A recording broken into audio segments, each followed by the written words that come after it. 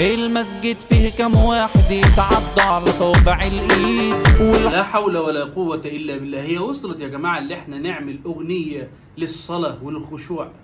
خلاص يعني القرآن والسنة أثروا معاك يا حبيب قلبي، فأنت رايح تعمل أغنية عشان احنا نسمعها، ولما نسمعها نروح نصلي ونخشع في صلاتنا؟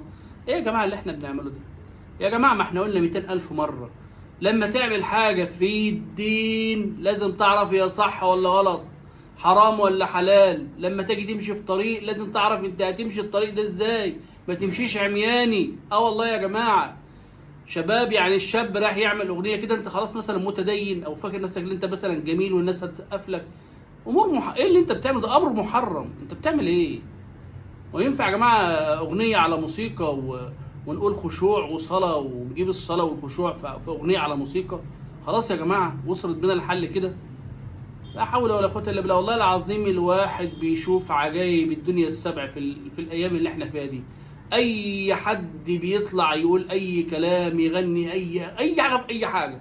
اهم حاجة المشاهدات والريتش. والله العظيم يا جماعة دلوقتي بقت الشباب اهم حاجة يا شيخ، ده بتجيب مشاهدات.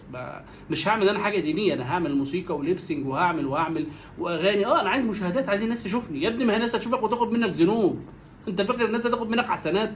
وانت لما بتعمل معصيه او بتعمل حاجه فيها موسيقى او بتعمل حاجه غلط، اللي بيشوفك بياخد منك ذنوب. لو مليون شافوك بياخدوا منك ذنوب.